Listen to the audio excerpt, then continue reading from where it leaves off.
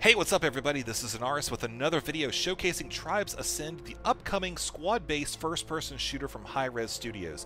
The purpose of this video is to help you become accustomed and familiar with the 4 armor types that are rated as light armor. So that's going to include the Pathfinder, the Sentinel, the Infiltrator, and the Jumper.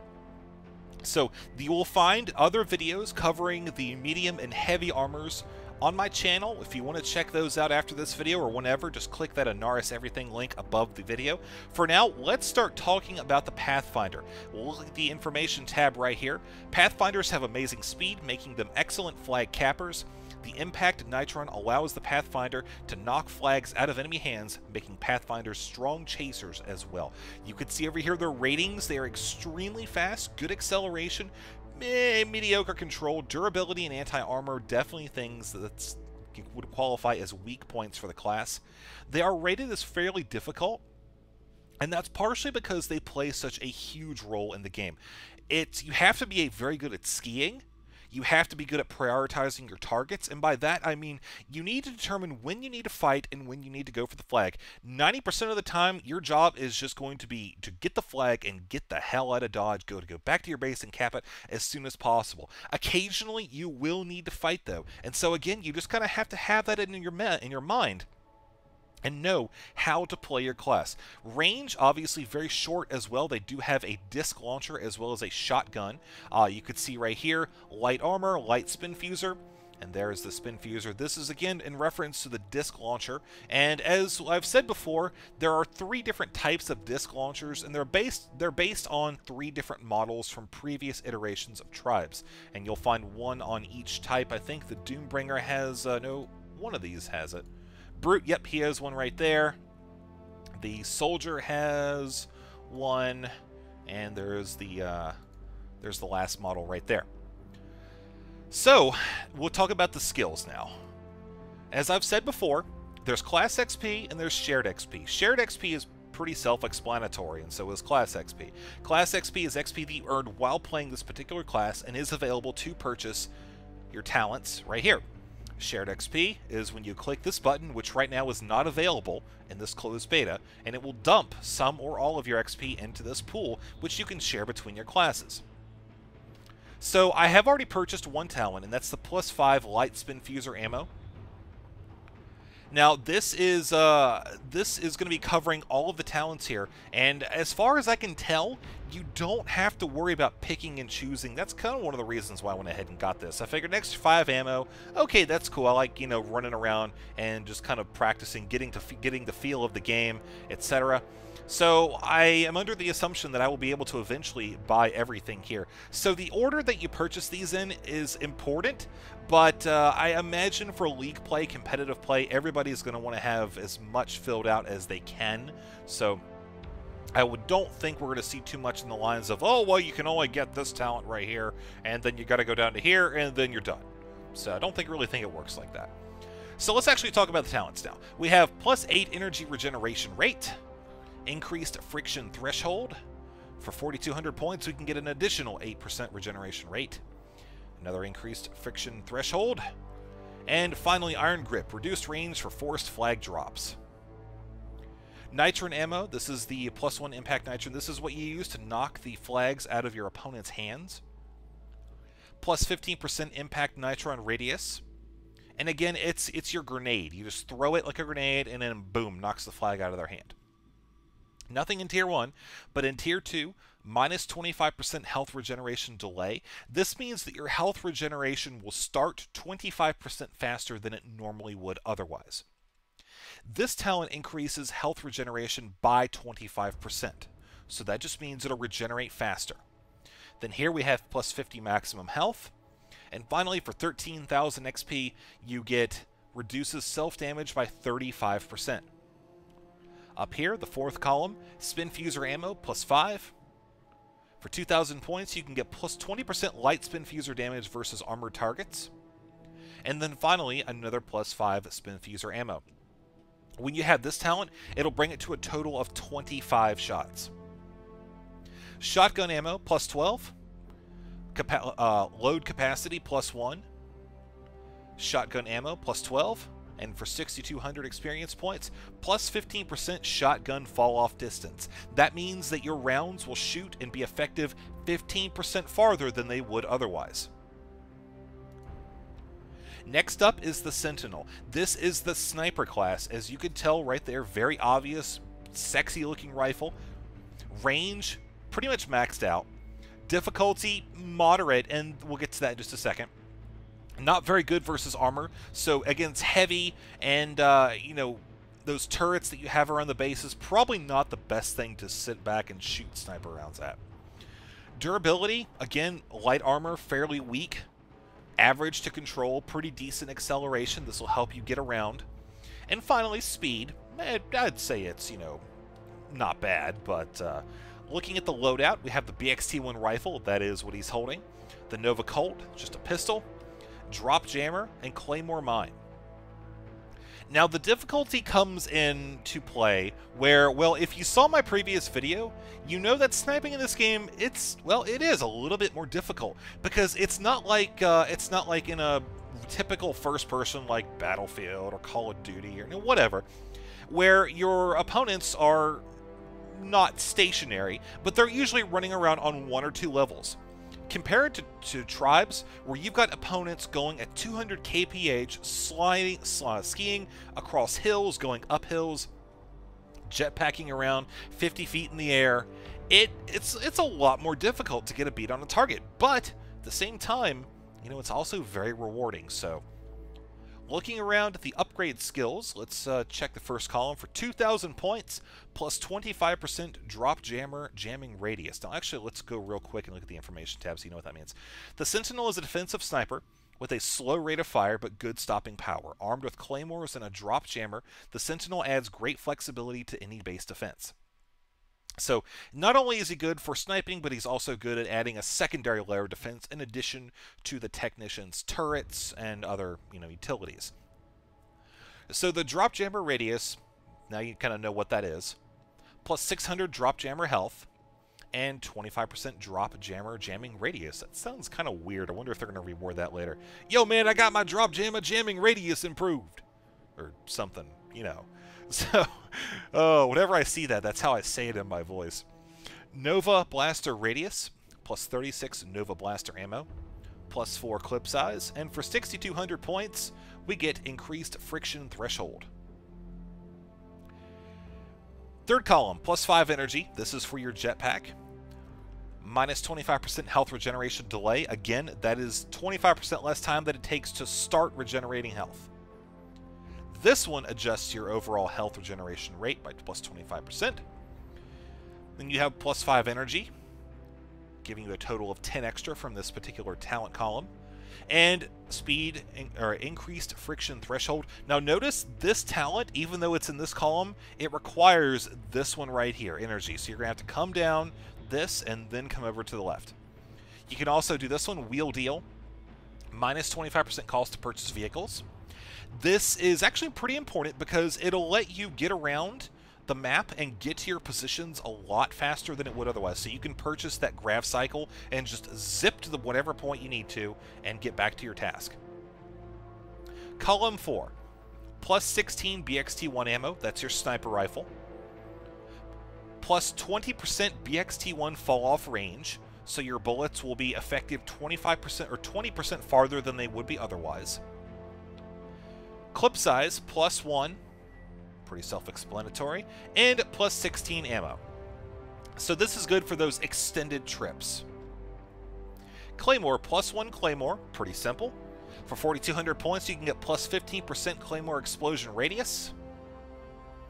And safety third, plus 1 limit to the number of claymores or mines that may be deployed. Now, keep in mind, a claymore, for those of you that don't know, it's one of those not really unidirectional mines, but it shoots off in one direction.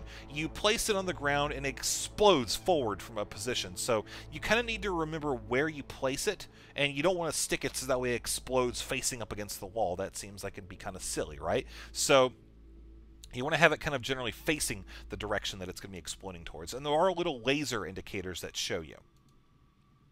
Next up is the Infiltrator. We'll see him just strutting his stuff, man. Yeah!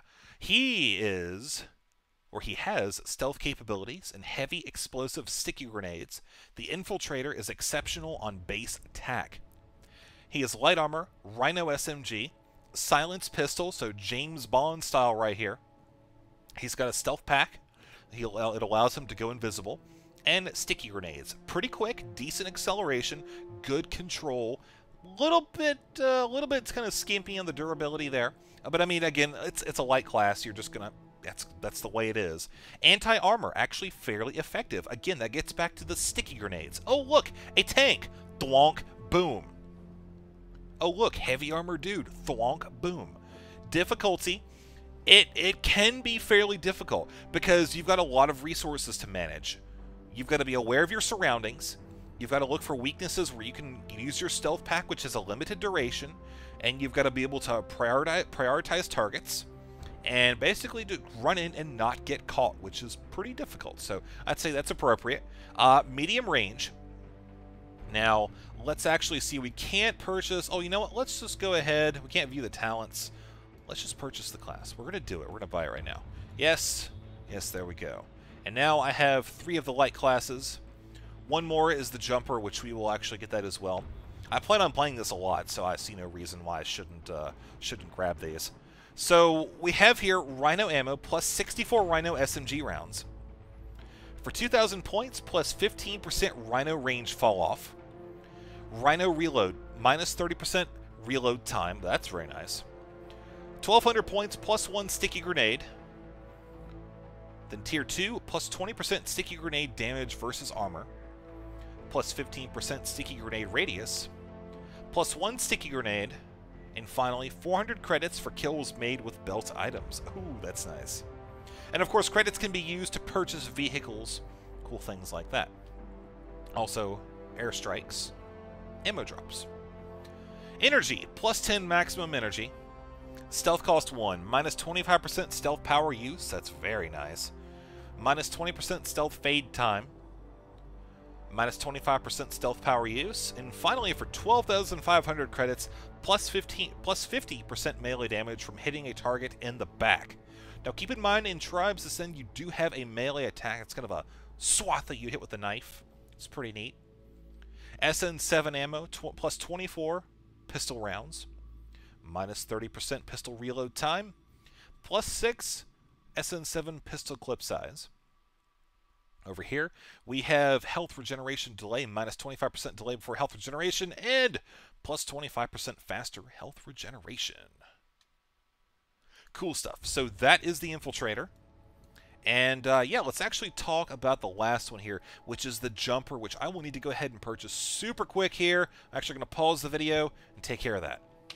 Alright, I am back. I just went ahead and grabbed them all because, like I said, I've been looking forward to this game for so long, and I really enjoy it. So I just decided to go ahead and get all these. That way I can show you the classes, and you guys can learn what they're all about, and then decide which ones you want to get. So let's check out the Jumper. He is the 4th and final to fall into the classification of light armor. As you can see, this guy just jumps around like a madman with his little Batman crossbow.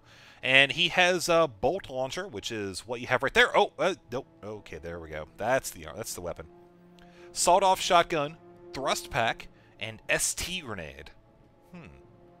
Don't know what that does.